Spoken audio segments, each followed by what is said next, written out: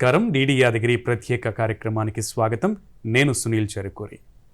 ఎప్పటిలాగానే ఈరోజు కూడా ఒక ప్రత్యేక విషయానికి సంబంధించి అవగాహన కలిగించేటువంటి కార్యక్రమం నిర్వహిస్తోంది డిడి యాదగిరి.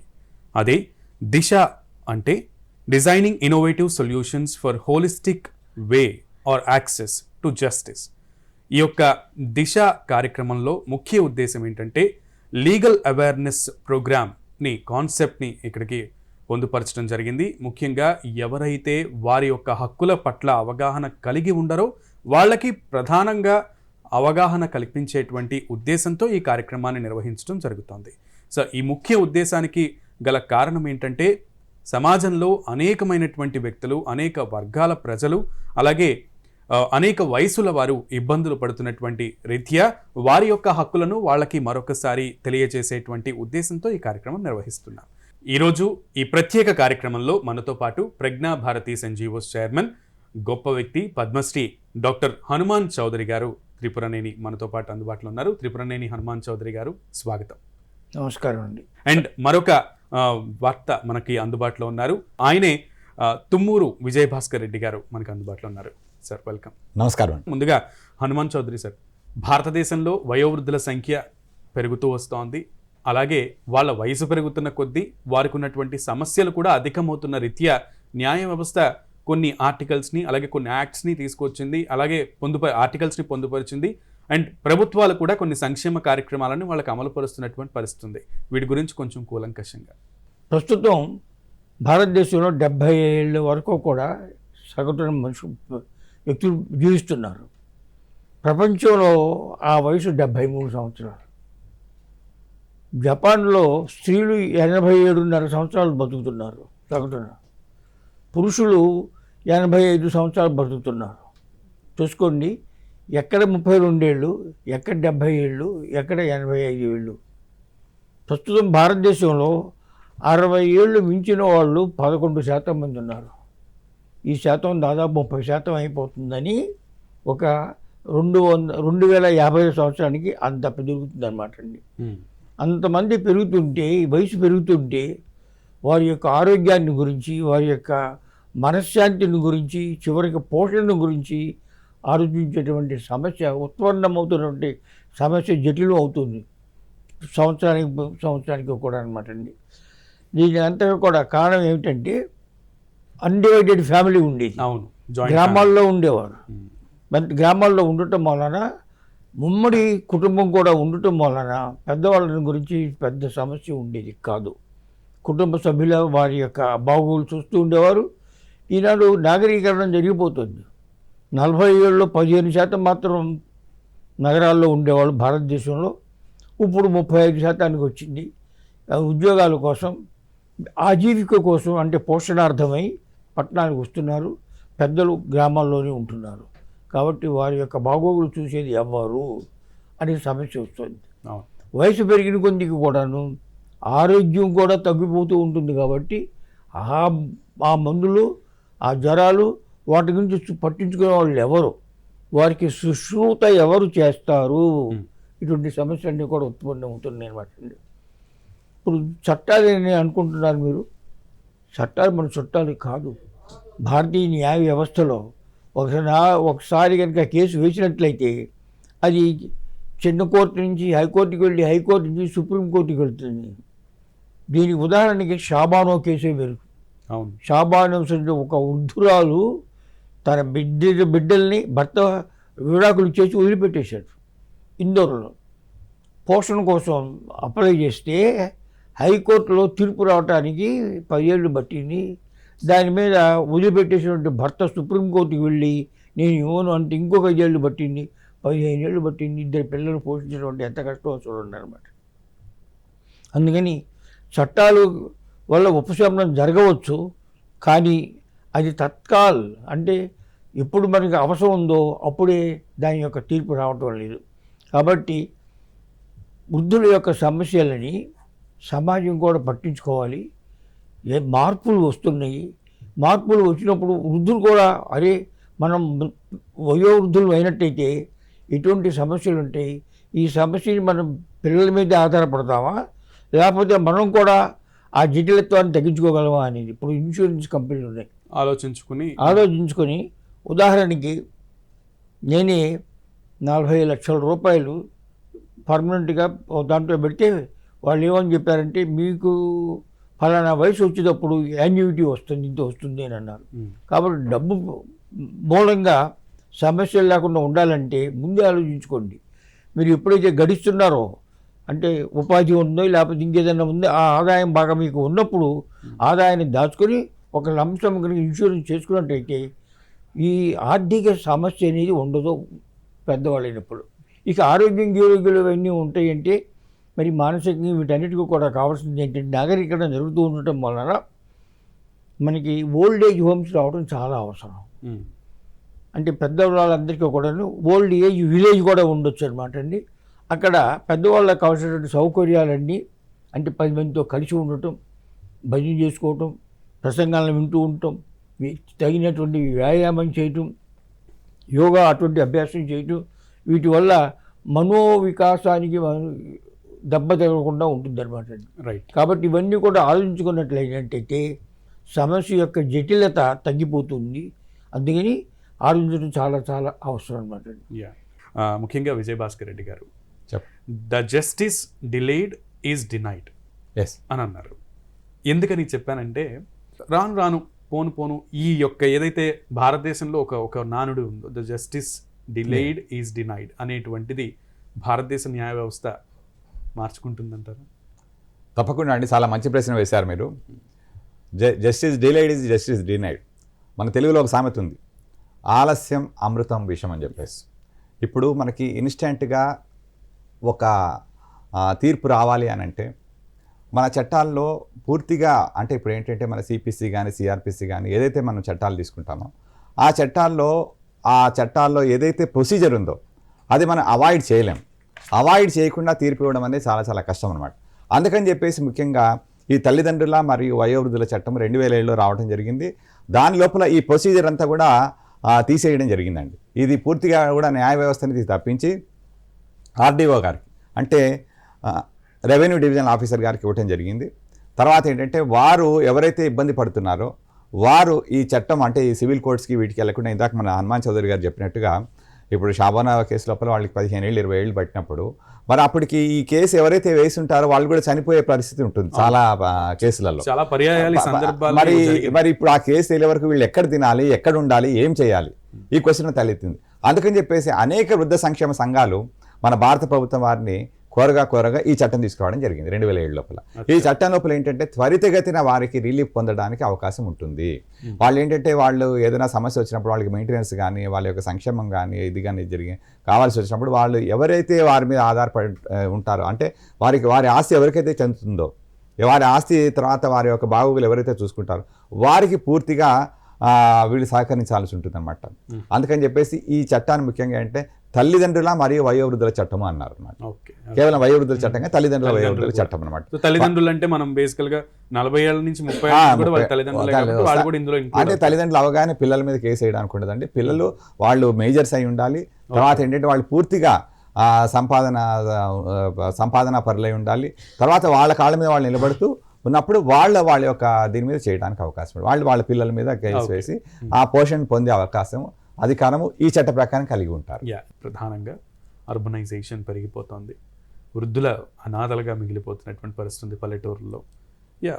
ఎవరికి వాళ్ళు సంపాదనే ధ్యేయంగా అందరూ కూడా పట్టణీకరణకి ఆకర్షితులై పట్టణాలకు వచ్చేస్తున్నారు. న్యూక్లియర్ ఫ్యామిలీస్ వస్తున్నాయి, స్మాల్ ఫ్యామిలీస్ ఎక్కువ అవుతున్నాయి, న్యూక్లియర్ ఫ్యామిలీస్ ఎక్కువ అవుతున్నాయి, జాయింట్ ఫ్యామిలీస్ కనుమరుగైపోతున్నటువంటి పరిస్థితి. ఆలన పాలన పోషణ చూసేటువంటి వాళ్ళ సంఖ్య తగ్గిపోతుంది పెద్దవాళ్ళని. సో దానికి సంబంధించి మన న్యాయ వ్యవస్థలో ఎటువంటి పటిష్టమైనటువంటి యాక్ట్స్ ఉన్నాయి, అలాగే పొందుపరిచి ఉన్నాయి, అవి ఎంతవరకు ఉపయోగపడుతుంది?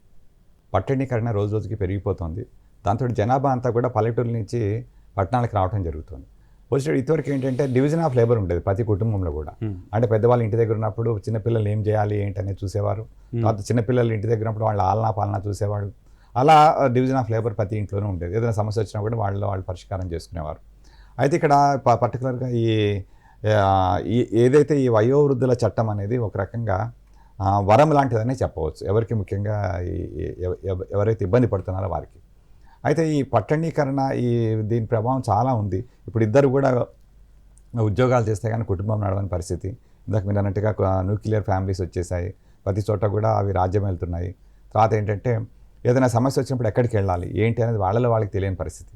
అయితే అప్పుడు ముఖ్యంగా ఏంటంటే ఈ ఈ యొక్క సమస్యను అధిగమించడానికి కోసం అని చెప్పేసి ఈ చట్టంలో ఏం చెప్పారు అని అంటే, ముఖ్యంగా ఆహారము అంటే పోషణ గురించి ఎవరైతే వయోవృద్ధులు ఇదవుతుంటారో వారికి ఆహారము, దుస్తులు, ఇంటి అద్దె, తర్వాత వైద్య సహాయం, ఇది వాళ్ళ చికిత్స ఏదైనా వైద్యానికి సంబంధించి వారికి పెద్దపీట వేయడం జరిగింది. అలాగే వినోద కార్యక్రమాలు కూడా వారికి వృద్ధులకి ఇవ్వాలి అని చెప్పడం జరుగుతుంది అనమాట ఈ యొక్క చట్టం, వయోవృద్ధుల చట్టం లోపల. ఓకే. అయితే హనుమాన్ చౌదరి గారు, వయోవృద్ధులు ఎక్కువ అవుతున్నారు, మనం మాట్లాడుకున్నాం ఆల్రెడీ. భారతదేశంలో ఓల్డ్ ఏజ్ హోమ్స్ కూడా ఎక్కువ అవుతున్నటువంటి పరిస్థితి ఉంది. కానీ ఓల్డ్ ఏజ్ హోమ్స్ యొక్క ఆవశ్యకత ఎంత ఉంది భారతదేశంలో? చాలా ఎక్కువగా ఉన్నదన్నమాట అండి. అసలు ఈ సమస్య నగరీకరణ జరగవచ్చు, కానీ నగరానికి రావాల్సిన అవసరం లేకుండా కూడా ఇన్ఫర్మేషన్ టెక్నాలజీని ఉపయోగించుకున్నట్టయితే వర్క్ ఫ్రమ్ హోమ్ అనేది ఈ మధ్య మనం చూసాం కదా, కోవిడ్ దయ వల్ల ఎంతోమంది ఎన్ని లక్షల మంది ఇంటికాడి నుంచే పనిచేశారు అనమాట. దానివల్ల ఎంత కమ్యూనికేషన్ ఖర్చు తగ్గింది, ప్రెషర్ తగ్గిపోయింది. దీన్ని మేము ఇప్పటి నుంచి 1980 నుంచి ఏపీజే కలాం గారు, నేను, ఇటువంటి వాళ్ళందరూ కూడా ఏం చెప్తున్నారంటే communicate for work, commute only for pleasure. అంటే పని చేయాలనుకున్నట్టయితే ఈ టెలిఫోన్ ఉపయోగించుకోండి. ఇప్పుడు ఈ టెలిఫోన్కి ఎంతో మెసేజ్ వచ్చేసింది అనమాట. ఎంతోమంది డ్రైవర్లు డబ్బులు ఒకళ్ళు చేతు ఎవడో వీటిల్ లేదు అన్ని పంపించేసేస్తున్నారు. అందుకని దీన్నే ఏమని చెప్తున్నాం అంటే పట్టణంలో ఉన్నటువంటి వసతులు అన్నీ కూడాను గ్రామాల్లోనే ఉండవచ్చు, కల్పించాలి. అక్కడి నుంచే కల్పించే ఏముందనమాట అండి. ఇప్పుడు if you work from home, ఉదాహరణకి ఒక గ్రామంలో ఒక 100 మంది హైదరాబాద్ రాకుండా ఆ 100 మందికి నెలకి 30,000 40,000 రూపాయలు వస్తుంది అనుకోండి, ఆటోమేటిక్గా ఎంత పెరిగిపోతుంది. వాళ్ళకి అన్నీ మంచి స్కూల్ కావాల్సి వస్తుంది, మంచి వ్యాయామశాలలు కావాల్సి వస్తుంది, అన్నీ కూడా. అంటే పట్టణంలో ఎటువంటి వసతులు ఉన్నాయో ఆ వసతులన్నీ గ్రామానికి ఉంటుంది. దీన్నే urbanization of the rural areas అని అర్బనైజేషన్ అని పేరు పెట్టాం. ఐభీమర్ అనేటువంటి విలేజ్ వెస్ట్ గోదావరి డిస్ట్రిక్ట్లో 100 మందికి అక్కడ ఆ ఊళ్ళోనే పని. అమెరికాకి, if America can send work to Hyderabad can send work to that village if there is a communication. Exactly. ఇప్పుడు ఆ కమ్యూనికేషన్ వ్యవస్థ భారతదేశంలో అద్భుతంగా ఉన్నదన్నమాట అండి. అవును, ప్రతి గ్రామంలో కూడా బ్రాడ్బ్యాండ్ కూడా వచ్చేసింది. కాబట్టి అందరూ కూడా పట్టణానికి రాకుండా work from home, work from the village, నువ్వు ఎక్కడ పుట్టావో అక్కడి నుంచే పని చేయొచ్చు అనమాట అండి. దీన్ని మనం ఎంకరేజ్ చేయాలి.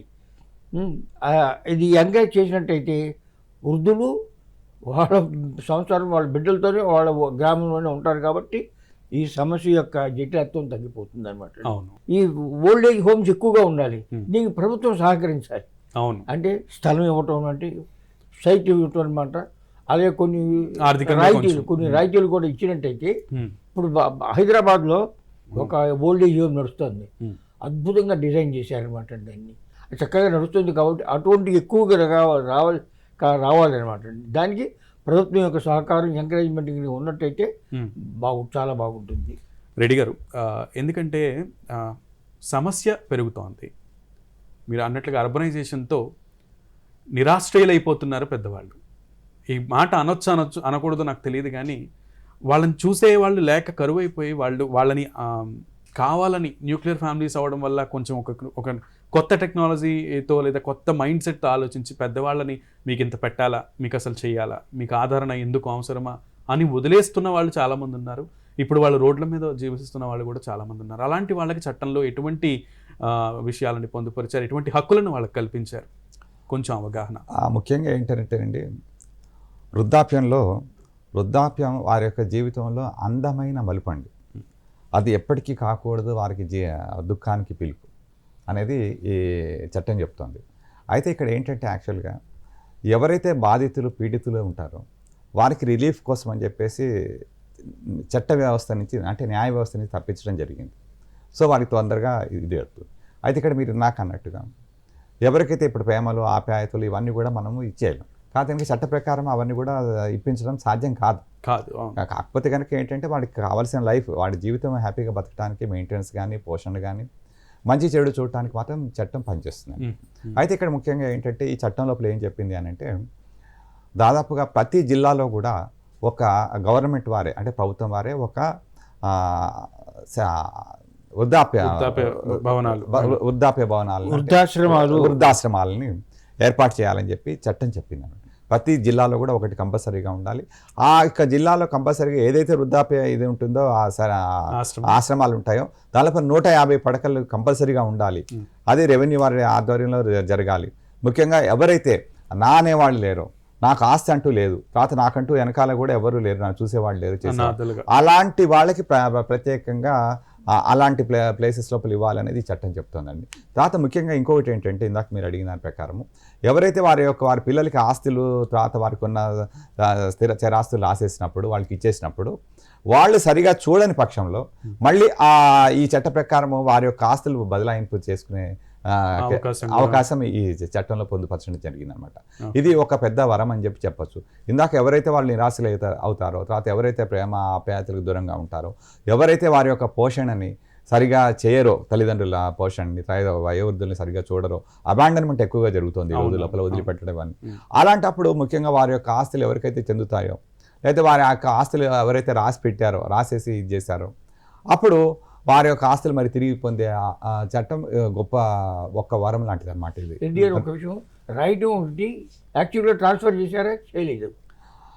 ఇప్పుడు ఏమిటంటే ఇప్పుడు ఇలాంటి కొన్ని ఇది యాక్చువల్గా ఏంటంటే సుప్రీంకోర్టు ఈ మధ్య ఇది ఉదారవాద స్వభావ చట్టం అని చెప్పడం జరిగిందండి. ఉదారవాద స్వభావ చట్టం అంటే లిబరల్గా ఉండాలి ప్రతిదీ కూడా. ఇప్పుడు ఏంటంటే వారు నిజంగా ప్రాబ్లం ఇది చేశారు అనుకోండి, దాంట్లో ఈ వర్డ్ లేదు కాబట్టి మీరు అక్కడ అది పెట్టడానికి లేదు అట్లాంటిది లేదనమాట. అందుకని చెప్పేసి ఇప్పుడు ప్రతి ఒక్క ఇప్పుడు ఎవరైతే వృద్ధులు వయోవృద్ధులు వీళ్ళు ఉంటారో వాళ్ళు ట్రాన్స్ఫర్ చేస్తారో వాళ్ళ పిల్లలకి కానీ వారి యొక్క వారసులకు కానీ దాని లోపల క్లాజ్ కంపల్సరీగా పెట్టాలన్నమాట. ఏది ఈ క్లాజ్ ఏమనంటే మళ్ళీ నేను కనుక మీరు కనుక సరిగా చూడని పక్షం లోపల ఈ ఆస్తి నేను తీసుకుంటాను అనే ఒక క్లాజ్ కంపల్సరీగా పెట్టాలి. అంతకుముందు ఉండేది కాదు. ఇప్పుడు ఈ చట్టం వచ్చిన దగ్గర నుంచి ఆ క్లాజ్ కూడా కంపల్సరీగా పెడుతున్నారు. పెట్టినప్పుడు ఆటోమేటిక్గా వారి యొక్క క్షేమ సమాచారాలు కనుక క్షేమంగా వాళ్ళు చూడకుండా వాళ్ళని ఇబ్బంది పెట్టిన పరిస్థితి లోపల ఈ చట్టము మళ్ళీ ఆ బ్యాక్ తీసుకునే అవకాశం ఉంటుందన్నమాట. సుప్రీంకోర్టు వారు ఈ మధ్య పర్టికులర్గా 2-3 కేసెస్లో చెప్పడం జరిగిందనమాట. గురుగారు, మీరు 95 ఏళ్ల వయసు, మీకు 93. రాజ్యాంగం వచ్చినప్పటికీ రాకముందే మీకు 23 ఏళ్ల వయసు ఉంటుంది. వచ్చి 75 ఏళ్ళు అవుతుంది కాబట్టి సుమారుగా మీకు అప్పుడు అవగాహన ఉంది. 23 ఏళ్ల జీవితాన్ని మీరు రాజ్యాంగం లేకుండా బానిస సంఖ్యలో ఉన్న భారతదేశాన్ని చూశారు. అప్పుడున్నటువంటి పరిస్థితులు ఏంటి, మీకున్నటువంటి అప్పుడు అవగాహన ఏంటి, ఇప్పుడు వస్తున్నటువంటి వెసులుబాట్లు, ఇప్పుడు కల్పిస్తున్నటువంటి రాజ్యాంగం కల్పిస్తున్నటువంటి హక్కుల వల్ల ప్రజలు ఎదుర్కొంటున్నటువంటి ప్రజలకు వస్తున్నటువంటి స్వాతంత్రం ఏంటి, ఆ వెసులుబాట్లు ఎలా ఉన్నాయి, ఆ వ్యత్యాసం గురించి మా ప్రేక్షకుల కోసం. చట్టాలు లేకుండానే ప్రతి సమస్యకి కూడా పరిష్కారం ఉండేది. ఎందుకంటే నీతి నియమాలు బోధించడం వలన నేను చిన్నప్పుడే శ్రవణ్ కుమార్ అనేటువంటి కథను విన్నాను. తల్లిదండ్రుల్ని ఎలా చూడాలంటే శ్రవణ్ కుమార్ యొక్క కథ చెప్పేవారు అనమాట అండి. ఆయన కావడిలో తల్లిని తండ్రిని కూర్చోబెట్టుకుని దేశం అంతా తిప్పి చూపించాడనమాట అండి. అటువంటి నీతి నియమాలు కనుక చిన్నప్పటి నుంచి కనుక బోధించినట్టయితే తల్లిదండ్రులను గౌరవించడం జరుగుతుంది అనమాట. రోజు రోజుకి ఎడ్యుకేషనల్ వాల్యూస్ పడిపోతున్నాయి. ఎందుకు పడిపోతున్నాయి అంటే విద్యలో ఉద్యోగం ఉదరపోషణ కోసం విద్య, లేకపోతే మానసిక వికాసానికి మనుష్యత్వాన్ని సంపాదించుకోవడానికి విద్య. మనుష్యత్వం హ్యూమనిజం అనేది హ్యూమన్ బీయింగ్ అనేది అంటే విద్యలో బోధనలో లోపం ఉండటం వలన మా విషయానికి వచ్చినట్టయితే మా ఇంట్లో 3 యొక్క ఫోటోలు వాటికి నమస్కారం చేసిన తర్వాత కానీ నేను కుర్చీలో కూర్చోను. ఎవరంటే గుడివాడ హై స్కూల్లో మా టీచర్ గారు నినమర్తి సత్యనారాయణమూర్తి గారికి ఉండేవారు. 40 నిమిషాల పీరియడ్లో 20 నిమిషాలు పాఠ్యాంశం, 20 నిమిషాలు మనిషిగా ఎలా బ్రతకాలో చెప్పేవారు. అదేవిధంగా మద్రాసు చెన్నైలో లయోలా కాలేజ్ చదువుకుంటున్నప్పుడు ఫాదర్ జెరోమ్ డి సౌజా అనేది ఆయన మాకు సోమవారం మొదటి గంటలో క్రిస్టియన్లు ఏదో చెప్తూ ఉండేవారు. బైబిల్ క్రిస్టియన్లు కాని వాళ్ళు 90% కాబట్టి వీళ్ళకి ఏం చెప్పేవారంటే ఎథిక్స్ అని రాముని గురించి చెప్పాడు. ఫాదర్ జెరోమ్ డి సౌజా రాముని గురించి పూర్వాభాషి అని చెప్పాడు. తల్లిదండ్రులు చూడటం, గౌరవం చూడటం అనేది అది విద్యతో పాటు అంటే సిలబస్తో పాటు ఇవి నీతి విలువలు కూడా చెప్పేవారు. అదేవిధంగా నేను ఇంజనీరింగ్ కాలేజ్లో ఉన్నప్పుడు కల్నల్ పాల్ అని ఆయన ప్రిన్సిపల్గా ఉండేవారు అనమాట. ఆయన భార్య సాయంకాలం 7 గంటల కాడి నుంచి 9 గంటల వరకు హాస్టల్ చుట్టూ తిరిగేవారు. పిల్లలు ఏం చేస్తారు ఈ హాస్టల్లోని? అది విద్య అంటే విద్య గడపడంలో పితేవ పుత్రస్య సఖేవ సఖ్యుహ ప్రియ ప్రియాయా అర్హసి. భగవద్గీతలో అర్జునుడు కృష్ణుడు గురించి చెబుతూ ప్రియవ పితేవ పుత్రస్య, గురువు ఎలా ఉండాలి? తండ్రిలాగా ఉండాలన్నమాట అండి. పితేవ పుత్రస్య సఖేవ సఖ్యుహ, ఫ్రెండ్ అనమాట అండి. గురు శిష్య రిలేషన్స్ సంబంధం అట్లా ఎలా ఉండాలి అనేది చెప్తారు. ఈ ఈజీగా నేను చెప్పినట్టయితే తల్లిదండ్రులు చూస్తారు ప్రతి వాళ్ళు అనమాట అండి. ఇప్పుడు పరిస్థితి తారుమారైపోయింది. ముఖ్యంగా ఆస్తి తగాదాలు ఎక్కువగా జరుగుతున్నాయి. దానివల్లే వృద్ధులు ఎక్కువగా అనాథలుగా మిగిలిపోతున్నారు. విద్య నేర్చుకుంటున్న వాళ్ళే అనాథలుగా చేసేసి వెళ్ళిపోతున్నారు తల్లిదండ్రులకి. కారణం విలువలు లేని విద్య నేర్చుకోవడం వల్ల. దీనికి పరిష్కారం ఏంటంటే ముఖ్యంగా ఏంటంటే ఇప్పుడు ఈ రోజుల్లో చాలామంది చదువుకుంటున్నారు, పిహెచ్డీలు చేస్తున్నారు, ఇంకా ఎల్ఎల్డీలు చేస్తున్నారు, పెద్ద పెద్ద కోర్సులన్నీ చేస్తున్నారు. కానీ అక్కడ మానవతా విలువలన్నీ క్షీణించిపోతున్నాయి. ఏంటంటే నేను చదువుకుంటున్నాను, ఆ చదువు నాకే లేకపోతే నా పిల్లలకి అంతే అనుకుంటున్నా. కానీ నా తల్లిదండ్రులకి, తర్వాత నా పెద్దవాళ్ళకి నేను ఈరోజు ఈ స్టేజ్లో ఉన్నప్పుడు వాళ్ళే కదా కారణము అన్న ఇది లేదనమాట. అటువంటి భావన లేకుండా ఇందాక మన హనుమాన్ చౌదరి గారు చెప్పినట్టు వారికి మొక్క వంగున మానవ వంగున అన్నట్టుగా వాళ్ళకి చిన్నతనం నుంచే వారి యొక్క మానవతా విలువలు, అంటే గురువుగారు అంటే ఎలా ఉండాలి, తర్వాత తల్లిదండ్రులు ఎలా పోషించాలి. ఇందాక శ్రవణ్ కుమారుడి యొక్క చరిత్ర చెప్పారు. మరి అలాంటివన్నీ ఈ రోజుల్లో చెప్పే పరిస్థితి లేదు.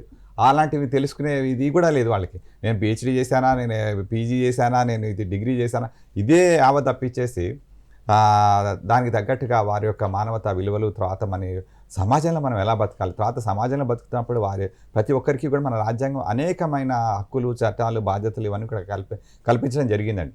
వాటికి అనుగుణంగా వాళ్ళు ఎట్లా మసలుకోవాలి, మసలుకునేటప్పుడు ముఖ్యంగా ఈ మానవతా విలువలు అవి వాళ్ళ ఆచరణలో పెట్టి తర్వాత దానికి కావలసిన విధంగా వాళ్ళు ముందుకెళ్ళిన పక్షం లోపల ఈ సమాజము తర్వాత ఈ మీరు ఇందాక వేసిన ఈ క్వశ్చన్కి ఆన్సర్ అనేది ఉండదండి. అప్పుడు ఆ క్వశ్చనే ఉండదు, క్వశ్చన్ వేయాల్సిన అవసరం కూడా ఉండదు అనమాట. భాస్కర్ రెడ్డి గారు మీరు అన్నట్లుగానే ఆ క్వశ్చన్ వేయాల్సిన అవసరం నాకు రాకూడదని నేను కోరుకుంటున్నాను మనస్ఫూర్తిగా.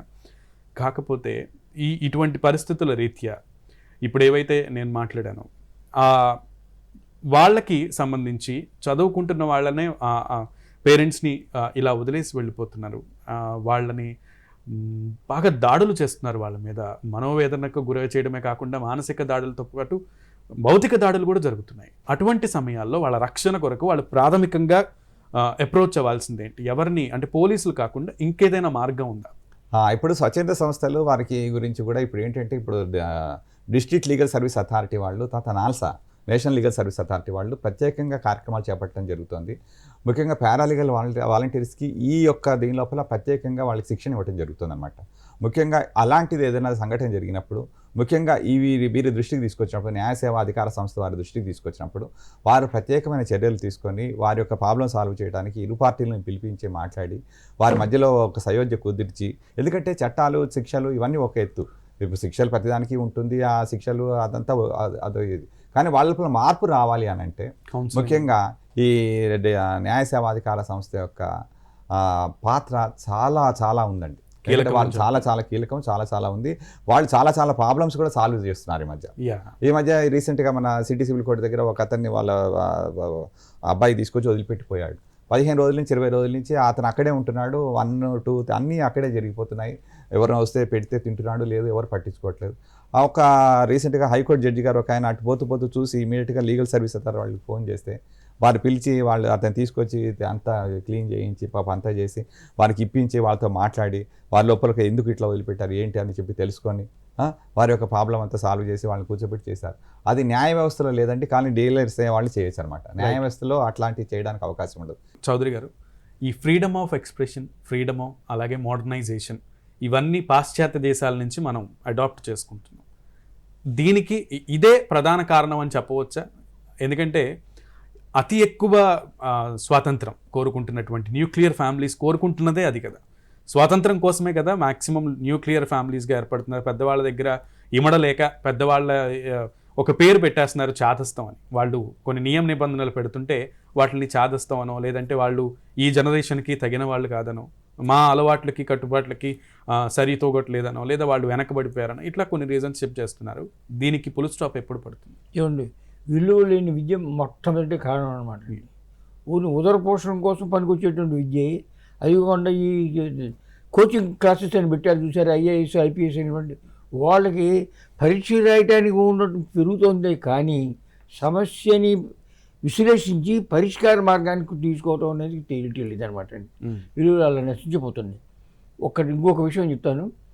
అద్భుతంగా సిఎస్ఆర్ అంటే కార్పొరేట్ సోషల్ రెస్పాన్సిబిలిటీ కింద ప్రతి కంపెనీ కూడా తమ లాభాల్లో 2% కార్పొరేట్ సోషల్ రెస్పాన్సిబిలిటీ, విద్య కోసం కానీ, వృద్ధాశ్రమాల కోసం కానీ, అలాగే వైకుంఠ యాత్ర కోసం కానీ వీటిని కూడా ఉపయోగించుకోవచ్చు అనమాట అండి. అందుకని బుద్ధిమంతులైన వాళ్ళు, దాని తర్వాత సమాజ శ్రేయస్సు కోరేవాళ్ళు కూడా ఏం చెప్పాలంటే కార్పొరేషన్స్ వాటి దగ్గరికి వెళ్ళి మీ యొక్క CSR kindly encourage the establishment of old age homes. దానికోసం ఇప్పుడు మన హైదరాబాద్లో జానకపూరి అనే కాలనీలో రామకృష్ణ ఓల్డ్ ఏజ్ హోమ్ అని ఒకటి ఉందన్నమాట. అక్కడ ఒక డాక్టర్ గారు తల్లి అంటే ఒక గ్రామంలో హెల్త్ లేకపోవటం అంటే చికిత్స లేకపోవటం వలన చచ్చిపోయింది అనమాట. ఆయనకి అప్పుడు ఏం చేసి అంటే డాక్టర్ అయిపోతే నేను చివరికి వృద్ధులందరినీ కూడా రోడ్డు మీద ఉన్న వాళ్ళందరినీ తీసుకొచ్చేసేసి చేస్తూ ఉంటాడు వైద్యం చేయడం.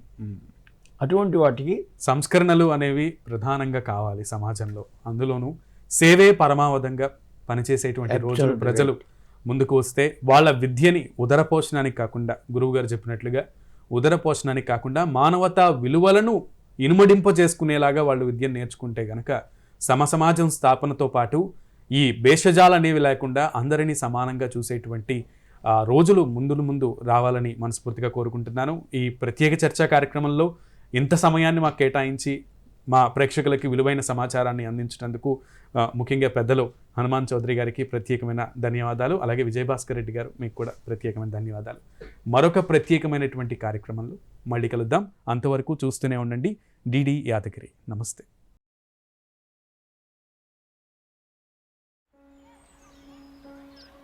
चाचा प्रणाम। प्रणाम।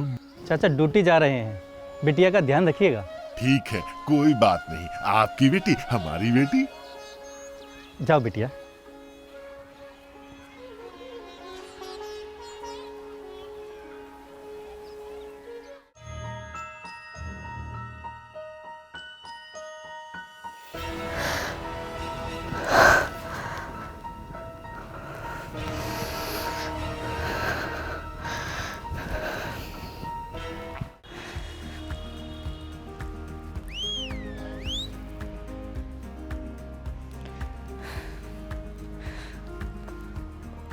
ओए होए कहाँ चली?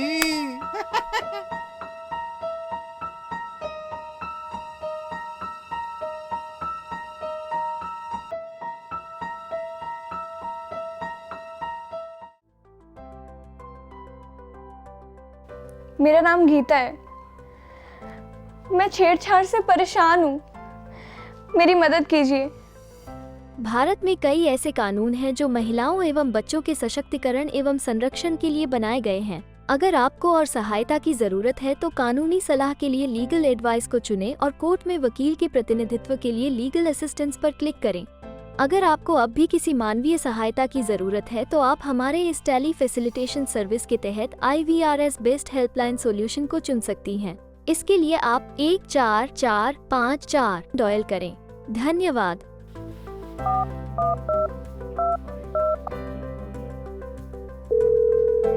नमस्कार, मैं आशीष आपकी किस तरह से सहायता कर सकता हूँ?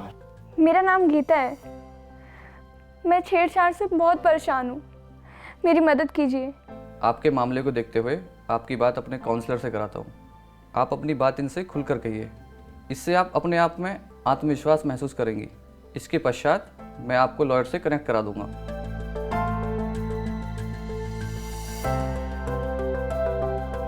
लोगों तक न्याय की पहुंच को और आसान करने के लिए न्याय विभाग भारत सरकार की पेशकश न्याय सेतु, एकदम गोपनीय और सुरक्षित माध्यम जिसे समाज के सभी वर्गों के साथ साथ खास तौर पर दिव्यांगों, महिलाओं, बच्चों और वरिष्ठ नागरिकों सहित सभी जरूरतमंदों को ध्यान में रखकर डिजाइन किया गया है।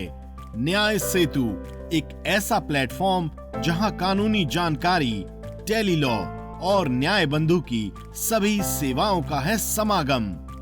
न्याय सेतु, सभी होंगे अब और सशक्त।